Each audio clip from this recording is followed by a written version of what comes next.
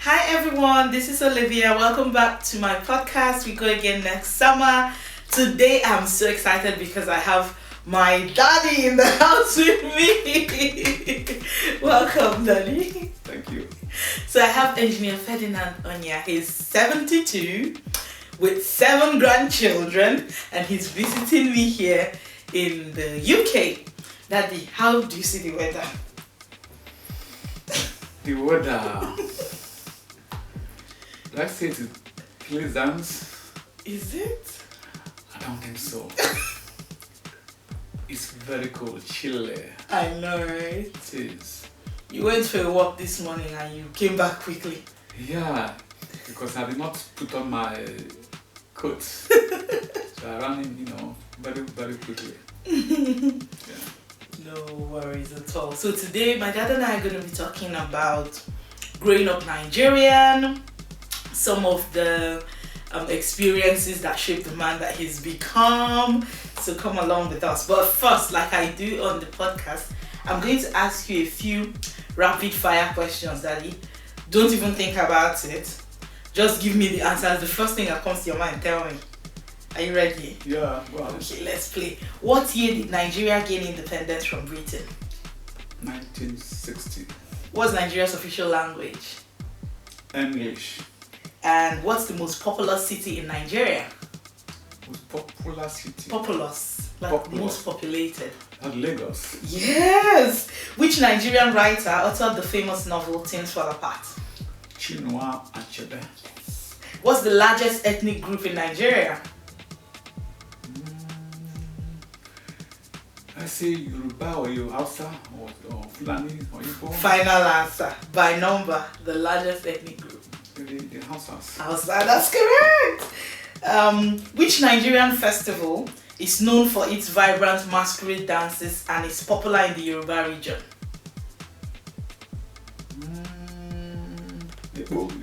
Eyo. Eyo. Very close. Eyo festival. Eyo, yeah.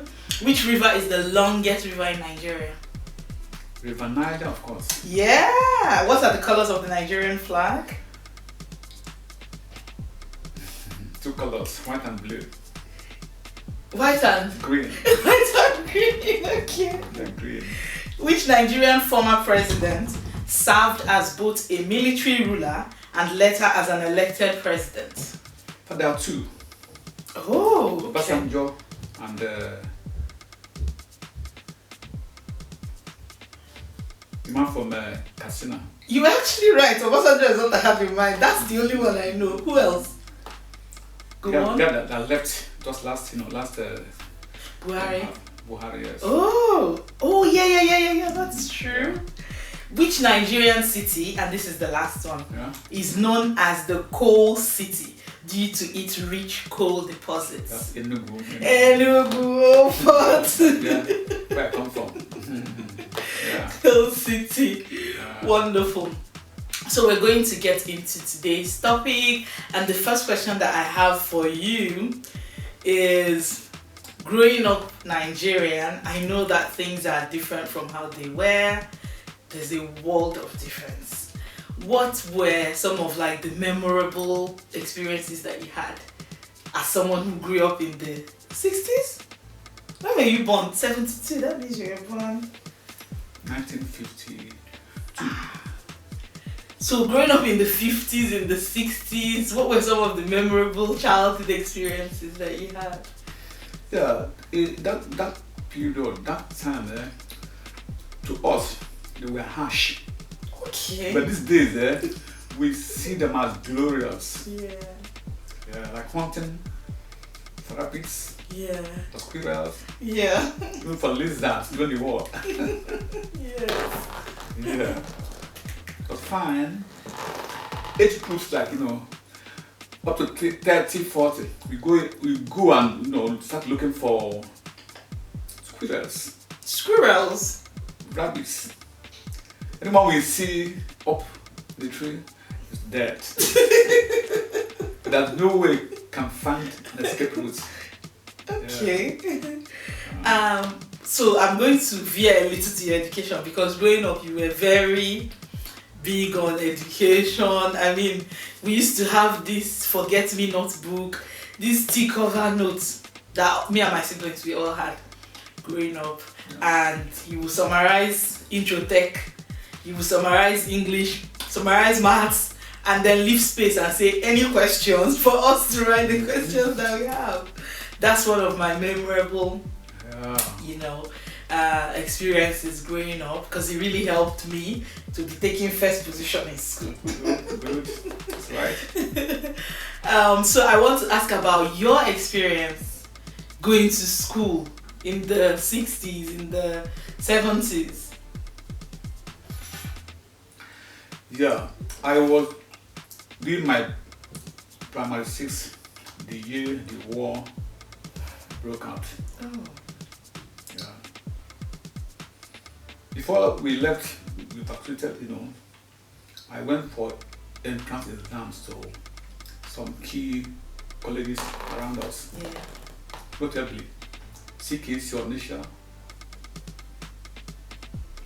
Umaya College, CIC Enugu. Yeah. After the war, I couldn't go to CKC Onisha due to paucity of fund. Okay. Instead, I went to Nsukka, which also was one of the key schools that period, STC in Nsukka. Okay. Yeah. I was there April to end of the session. The following term, I couldn't continue again due to paucity of fund. Money no day. My father was struggling to cater for all of us. But later that year, I found my way, into BMGS, and that's it. Yes, that's the school I know. That means Budbendorf Memorial Grammar School, named after their pioneer principal, Right. Budbendorf. Right. Yeah. Luckily, I was among the top 3 in the class, so I had a rapid promotion. Okay. In summary, I had my work just within 3.5 years. That time there were no mushroom schools as we have now. Okay. No community secondary schools. The schools like in Enugu State, we have very few that are top notch. CIC, STC and Nsukka. These two, yeah. The other one like St. Vincent above, but they are like Missionary. directed grade. Okay. Yeah. So to get into CKC, CIC, STC and Nsukka, Yes. I had to go through some rigorous tests. The test, then the following day you do what they call an interview. Yeah, if you're lucky, you are selected. Right. And you begin prospectus, showing list of things needed for you to come and enter the Yes. school. And that time, schools were usually, domiciled, not day schools. Oh, boarding. Living For everybody. Yeah, those top schools, yes. Oh. Yeah. And school fees were not even easy, to come To come by. by. Not easy. Not for everybody. That time, not everybody. But by God's grace, we made it. Yes, you did. Not only did you finish that one, there's one particular story Yeah. I always remember growing up. And the reason I remember it is because when I was in secondary school, if we go to visit any relation, like we go to the village, when I introduce myself, they will ask me, whose daughter are you? Then I'll say, Engineer Fedi. They will now say, Engineer Ferdinand Onya. So the bar was set very high because everywhere we go, people would say, your daddy went to school on scholarship, he went to this, he did this, he did. They will start reeling off all the things that you did. Even when you had finished school decades ago, it still kind of followed. So we had like a high bar, big shoes to fill. So that time, people who go to schools were very few. Right. Those very few are actually known. Yes, I can imagine. They counted on the finger, Yes. six. And those who did very well, always known all over the place. The news take place, yeah. How did you manage to get multiple scholarships? I think it was to go to university. Yeah, guidance. Yeah. I had a little of it. Oh, okay. Yeah, so I used my little savings as a student to buy form to enter IMT. Yeah, okay. The same money could have even given me, entry into soccer, Yeah. Yeah, but my view was very narrow. Yeah. IMT. Even the course I chose, nobody gave me any idea, counseling. Just chose it. It turned out to be super. You did counseling? I said nobody counseled me. Oh, okay. Nobody gave me any direction. Okay. That Because is I know it's engineering. I know it's electrical electronics engineering. My school style was very balanced. Yes. I had literature. I Yes. had biology. I had physics. Yes. So I could do even law. Yes, if you wanted, yes. Which is why when I was in secondary school in Federal, Enugu, you made me write. Okay. You don't remember? Arts and science. Yes, I did WAEC for arts. I did WAEC for sciences. Great. So that time to write jump, I could go for arts course, I could go for science course. A wide choice. Yes. Not constrained by, Yes. Yeah. Yes, that is correct. So going to school, which scholarships did you get again for posterity's sake? But I So that I can be telling my children. I had three options. Yeah. The federal grant then was 500 naira per year. Okay. Because of fear of paying back, Yes. I said no way for federal grants. Then Netherlands Yeah. gave me scholarship. Okay. What was there? Just 350 naira. Okay. But enough for tuition and the accommodation Yes. that I embraced. Another one was Shell Petroleum. Yeah. So I had to choose out of these three. I picked Options. Netherlands. Yeah. But just purely on merit. Yes. They looked at our, entry qualifications Yes. and chose us. Three of them. And luckily, three of us maintained very good academic records. Yeah. We came out, distinctions. That's first class. Oh, that's good. It's fine.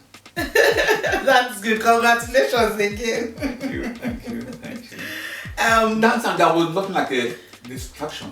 No. Yes. You go to school, you focus what you have come to. Yes. But people who want to be distracted will still find a way to be distracted. Where is it that everybody that went to school did well? You are right. Yeah. One is due to family background. Yes. You don't want to keep, being low. Yes. You want to excel. Yes. So that pushed, my desire to excel. Yes. Just read and read. And luckily we saw nice results out of the efforts. And one thing that I always find interesting is that once you left school, there were jobs. Like back then in Nigeria, when you're leaving school, you used to tell us when you're leaving school, scouts would come and then they would be recruiting fresh from graduation. Yeah, that period, that time, late 70s and early 80s, jobs were really available. Okay. I attended an interview to Jeba. Okay. On my first interview. Okay.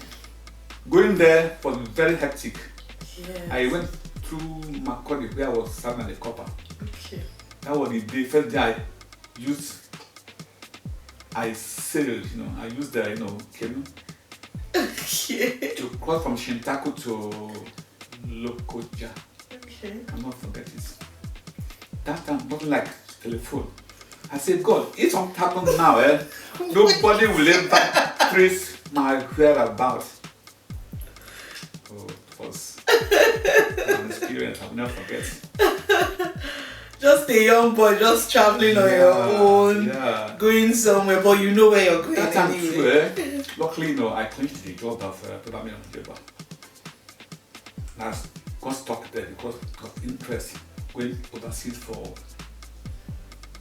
training. Yes. I had a call even to join them, but I said no. I want to go to India.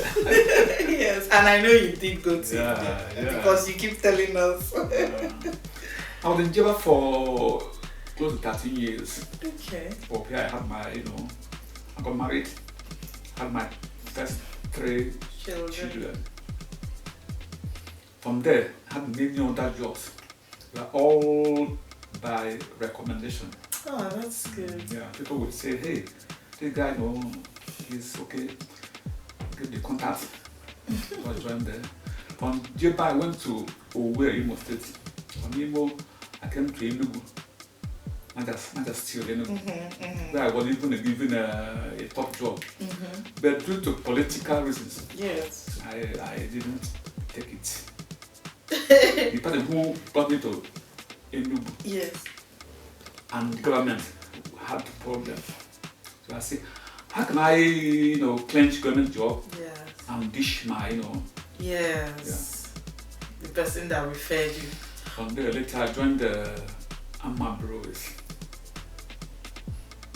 Yeah, I started there with a company from Netherlands. Yeah, and when they left the Amma Breweries, I was their last engineer on site. Oh. Yeah. When the company closed up and left. Now, which brings they were me there just for installation. Okay. Which brings me to my next question. Yeah. Right. What would you say has been, if I ask what the topmost 3 defining moments in Nigeria's history has been since the 50s till now? What would you say? Because things are not the way, definitely very far from how things were back then. Okay, so defining moment depends on how the things that have let me clarify. The things that have shaped Nigeria into the country it is today. Whether you can make an argument for good or for bad. You understand? Yeah. Defining moments that have brought us where we are today. In either direction. The it's your first choice. was the discovery of oil at Olibiri. Okay. Yeah. Eventually oil became our mainstay. Yes. Our income earner. Yes. Which also brought us to our knees because we neglected other aspects. Exactly. I agree with you because I feel like oil is a blessing and a curse for us. Right. Because we neglected agriculture, especially. I think there's a lot of potential when it comes to, what we can produce as a country. Even here in the UK, a lot of the Nigerian food we eat is imported from Ghana. Okay, so let's talk about the second defining moment. Yeah. In Nigeria's history. What sent us to world stage? Okay. That's in soccer. Okay. I think I love soccer. Yes. I have 2 of such. One is Atlanta '96. Okay. Where we clinched a gold medal. Okay. The Olympics. Other one is where we grabbed third in again soccer. That was our only win that time. So that bronze we got was more than even gold. In what cup? Not World Cup. That was the Olympics. Which year? Or Commonwealth. I can't remember. No. But which year was it? When was our captain? Mikel Obi. That's recent time. Mikel Obi even single-handedly financed that project. Look how the way our government behaves. There was no money, no funding. Yes. He brought out his money and sponsored it. In that soccer tournament, he scored the winning goal. Mikel Obi. Oh. Like that, great, so unforgettable. Then our women too, they did very well in sports. Yeah. Soccer had been our rallying point all these years. Any day we are playing football, without outside Yoruba, nobody even in our past. They are big, but they will watch the match, yes. And the last one, the final moment. Yes. It's annulment of June 12th, with Abiola cleanly won. He set us back many years. Oh. Yeah, indeed. Which year was this? That was the year you were born. that period you were born. That period, yeah. Oh, do you know my husband tells that story? When we were clean up beyond Abiola's picture. Yeah. To where SDP so no mago. Yeah. So called option A4. But they never wanted the result to be announced by Humphrey Wosu. They pointed at him, say, if you dare do that, we blown up. That eventually led to big loss to Nigeria in the world, space. So they start at democracy. It was terrible. Yeah. I thought they were brave. The way they even fought it was very shoddy. Eventually, Bella died. Peter died. Mandiko came up. Blah blah blah. They appointed the Shoneko interim government. They were removed. Eventually, they allowed Yoruba man to come up as the head of state. That's OBJ. Obasanjo. The farmer. Obasanjo. He came and did marvelously well. Yeah. Any more questions? Yes, definitely. You see the story you were telling about that particular incident. My husband tells it from his perspective, like as a little boy. Okay. I think he was in Lagos at that time. And in their streets, gunshots were going out in the streets. Yeah. That it was bloody. He remembers being on the balcony. Of course, I was too young to experience anything of the sort, but I've heard it from your perspective severally, and he tells me that story almost every year. The years we've been together, because for him, that's also one of the core defining moments in Nigeria's history. Yeah. Okay, so I'm going to go now. We're rounding up slowly. So one major part of your life has been, being my dad, raising children. What has the experience been? What are some of your proudest moments as a dad? Not only are you a dad to 5 of us now, you are now a grandfather, a 7-time grandfather. What has been some of the highlights of being a dad or fatherhood for you? Yeah, it's been very exciting. The day I left Jeba, the family, Yeah. I will ask the same question. Oh. The way I answered it, Yeah. so I went to Jeba with a traveling bag, the Yes. handbag, Yes. and I was living with 3 children, Yes. my wife, Yes. and my car. Oh.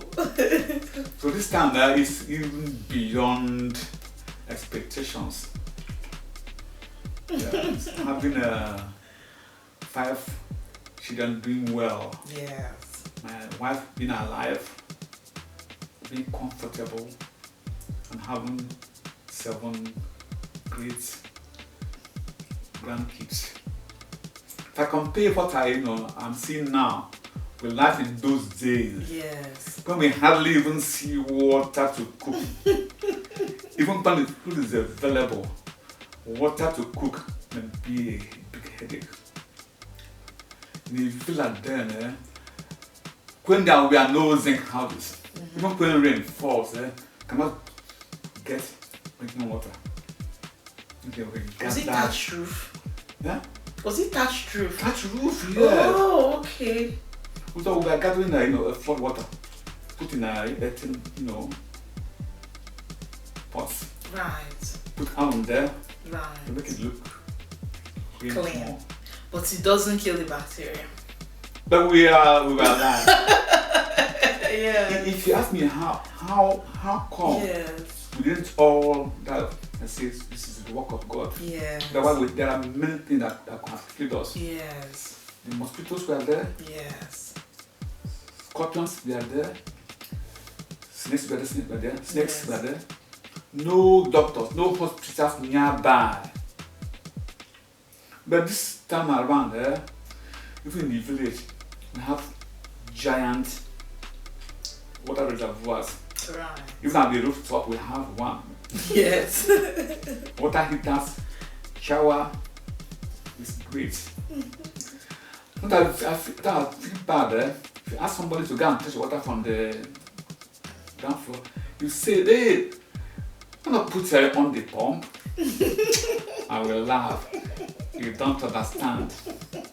When we were traveling to Vene, Yes. about 5 kilos away from our house, to fetch water.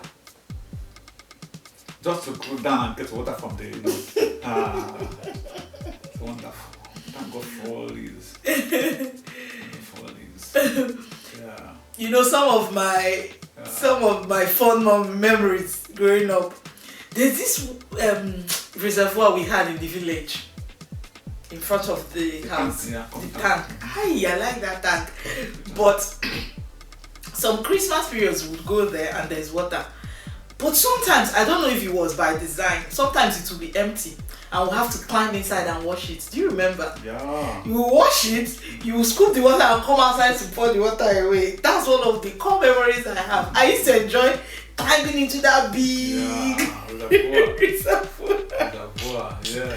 mostly during Ochitrafo, so maybe that was dry season. You see, but like a rallying point. That's about the only underground tank we have in the village. People come to Yeah. beg for water. You cannot say no to everybody. Yes. That's why I think it goes dry. Yes. Even then, there was no gate in the hand. We have no gate. Yes. Even at our back, people come in and Yes. take water. Yes. People are suffering. Even now, some people don't even have water tanks. Yes. It happens. We thank God for everything. We thank God is God. great to us. Yes. How are you enjoying your retirement? Well, how do you feel your day? Because sometimes I call you on the phone, you say, I'm in the villa. I say, I know that when I retire, I will be proper going to the village. I try to manage, my life Okay. in so many ways. What I do, what I eat, how I exercise, Yes. even how I do it. Yes. So thank God, I don't have these, these age-long Yes. ailments, Yes. except for one. That's the Yeah. it runs in our family. Yes. Yeah. great. But I've enjoyed your transition to retirement, me personally, because sometimes I call you, say, I'm in the village, then you've gone back to the city, then you've gone back to the village, still having your community, still having like your cousins, your sister, and the people, some of the people you grew up with. I think that must be a blessing. Yeah, Because I'll tell you something. Community life, what we practice in the village. yes. My wife is not around in Texas. My son not available. All my other kids are out of the village. Yes. So if I don't go home often, they will see me as going against their norm. Yeah. And you know how they behave. So at immigration, when they called me, they said, "Oh, Chidima, is that you?" I said, "Yes, who knows me?" They said, "Oh, your dad is here.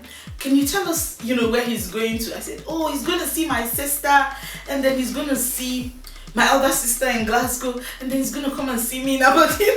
The man was like, "Oh, really? How many of you are here?" I said, "There's 3 of us, and he's our daddy." We're all so happy. The grandchildren are so excited, Then when you're in this person's house, you say, me, I'm next too.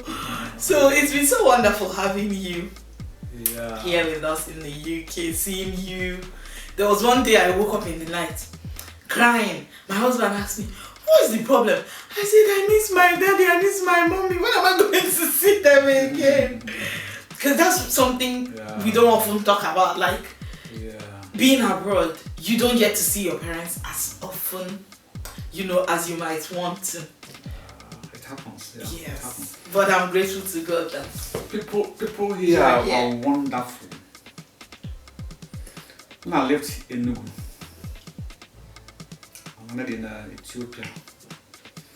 I saw different things, different manner of people.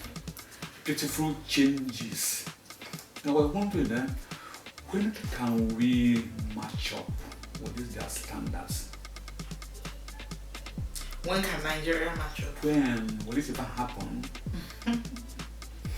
Now, when I landed in Manchester, I still saw better things, more things. Everything works fine. Yes. Every damn thing works. Even chargers Yes. are in trains. Yes. I said, "Hey, see charging ports, I asked somebody saying, "Does it work?" Say, "Yes." I put my listen there. It came. I said, "Wow." And every home, every place, water is available. Yes. Hot water, cold water. Yes. Can mix, the way you want. Yes. Things are working here, honestly. Things are working. If you go to the train stations, super. Super. Then enter the train, neat, on time, with leg rooms. Oh my God. When can we get there? When? I don't know. I wish I could give you a date or a time. I don't know when. I don't know if. Okay, talking about energy. Yeah. Steady. Everything is steady. Yes. Steady. Constant electricity. Everything is Constant steady. power supply. Gas for heating homes. It's marvelous. I think we're done, Yes, we are done. Thank you so much for coming on the show. It's alright. If you had one thing to say to me as a parent, to other parents, what would you say? I think that's how we'll end today. Yeah. One story, Yes. One old man told his children, "Want to be like me? When you grow old, do like me." So you have known me. Want to be happy at old age? Do what you saw me. I wish you, husband, little child, and all your siblings well in life. Thank you, Daddy. Life is sweet. Life is sweet. I'm happy you are staying with your mother-in-law happily. Enjoying your life also at a young age. Yes. I beg God, may my people all get money when they are young, Yes. not when they are old. Yes. May they all know joy. May they all know God. Amen. Thank you. Thank you so much, Daddy. Thank you. If you enjoyed this episode, please like, share, and most importantly, subscribe. I would love to hear from you in the comment section. I'll see you next time. Bye bye. All right.